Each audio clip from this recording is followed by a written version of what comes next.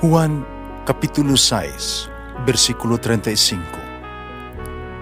Si Jesus miingon kanila, "Ako mao ang pan nga naghatag sa kinabuhi. Ang muari kanako dili nagayod gutomon, ug ang mutuo kanako dili nagayod uhawon." Ang mga puno Pan sa kinabuhi.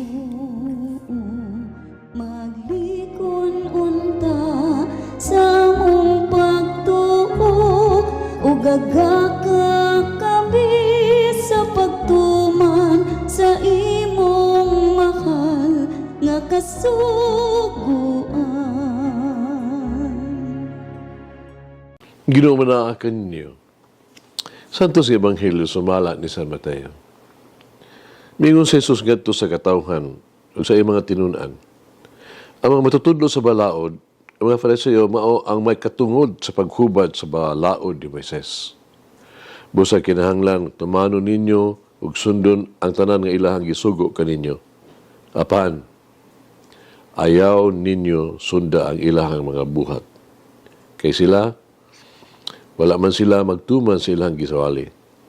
Nagbugkos gud sila og bugat kaayo mga karga, gipapasan nila sa mga tao. Apan dili gani sila buga bisag usa na lang katudlo aron pagtabang pagpasan sa maong karga. Himuon nila ang tanan aron lamang pagpasigarbo ngadto sa mga tao. Tanawag unsa ka dagko ang lisudla nila sa mga sinulat nga mga bersikulo sa kasulatan nga ilang gibutang silang mga agtang o gibaligto sila mga bukton. Tanaw sa kataasan sidsid sila mga sapot. Gusto sila nga labing maayo mga dapit sa kumbera o mga linaing lingkuranan sa mga sinagoga.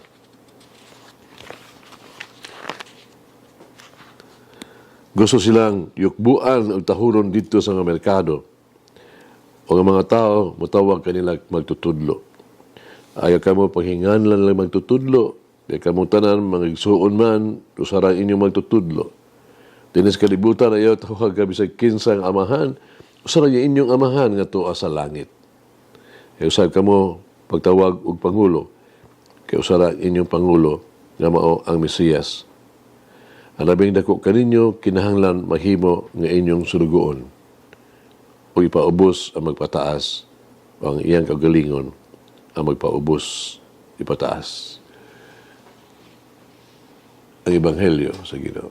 Pasalamati ang Ginoo kay siya maayo, ang iyang gugma mulungtad hangtod sa kahangturan.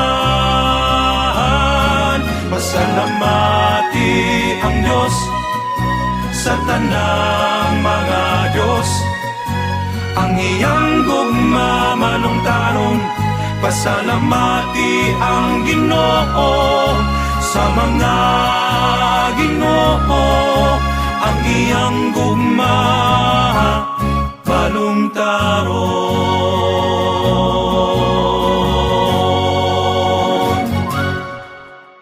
Kini panahon sa Kwaresma, no? Nagnawagan ni nato ni nag-awhag ka nato sa paghinulsol. Paghinulsol ba nga ito itong radical yung pabagos ng kaugalingon. Kini mga igsoon, mga nagitawag ito something beautiful, no? Sa panahon sa Kwaresma. Pero di lang ni beautiful, kundi sa painful, sakit sini. Kining radical nga pagbago. Kaya pabag-o gud sa maran sa usa ka operasyon ba? Makasamad hangtod sa punto, doon pag-antos ka sakit. Ang pabag-o, dili usa ka walay sakit na proseso. Labi na kung mahisgod kita bahin sa usa ka radical change yun. No? Pagbag-og yung tininuod. Mao kini hinungdan. Ngano nga, ang tao, ang tawag ni Isaías, sa tawag ni Isaías ba, iyang awhag na ito mapintas ka iba.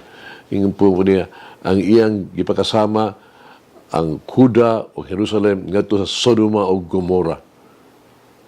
Usa makusog nga tingog siya misinggit hugasi ang inyong kaugalingon, limpyuhi kini.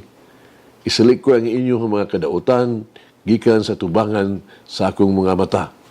Hunong na pagbuhat og dautan, pagkat-o na pagbuhat og maayo. Sa mga mapintas kayong paagi, usab, sa Jesus sad. No? Nakasaway sa mga eskriba o mga Fariseo. Kaya nagwali sila, apan wala sila magbuhat. Bugko sila mga bugat yung palas unon sa uban. Kapasaan nila sa mga tao. Pa sila dili mo bakyaw gani bisag usa ka tudlo sa paglihok. Ang tanan nila ng mga buhat, gihimo aron lamang makita kana eksakto mao ang gipasabot gyud sa gihudagway ba, no? The adjective gigamit gihapon nato karon kanang itong mga Pharisees, no? Nga gikan sa nga mga Fariseo ba, Pharisees.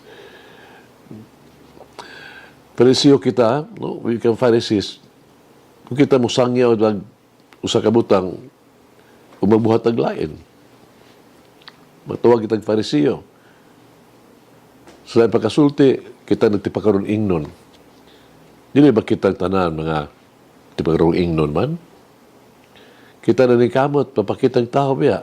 Aron daygon kita, ug tabunan ng ato ang ilag ng mga binuhatan. Murag mig maayo, pero maayo ba gyud? Ang simbahan, no, nag-awhag ka na to, no? Ning pagduol sa sakramento sa pag-iguli, pagkupisal, labi na ning panahon, no? Pero sa lang katuig ni panahon sa Kwaresma gani. Kinahanglan ang mapaubsahanon o pag-angkon sa mga kasaypanan natong mga tao. Labo pa, pagpaubos o pagsugi di ini ngadto sa laing makasala ba nga tao usab sama ka nato bisan pa kon siya o sa kapare. Panangganti sa ingon nga paubsanon nga buhat dako kayo.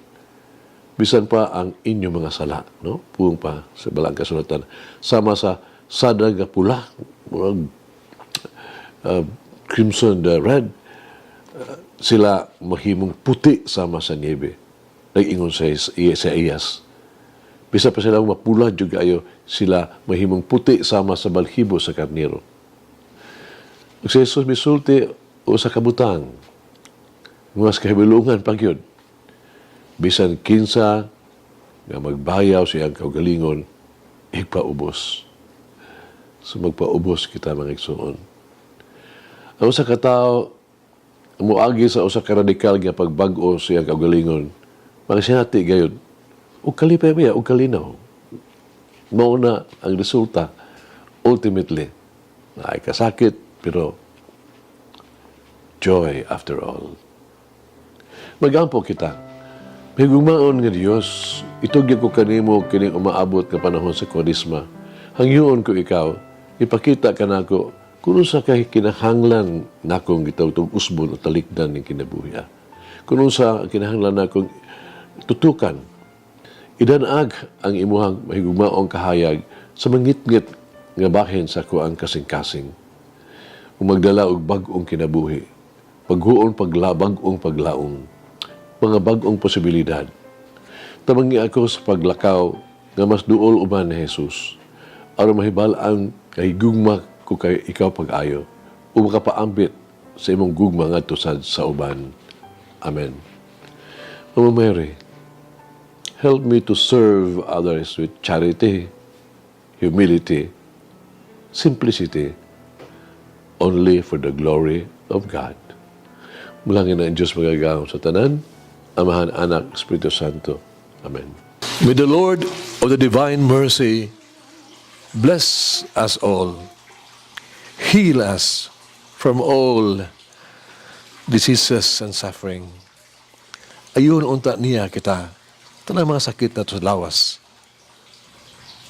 o sa kalag, body and soul. In the name of the Father, the Son, and of the Holy Spirit. Jesus, I trust in you. Amen. Whoever eats the bread of life will never hunger, says the Lord. Kay galaan inyong nabati ang pagpaambit ug hamubong pamalandong sa pulong sa Dios pinaagi sa tulumanon pan sa kinabuhi nga gidumala ni Monsignor Daddy Silva. Hangtod na usab sa sunod higayon, daghang salamat. The bread of life.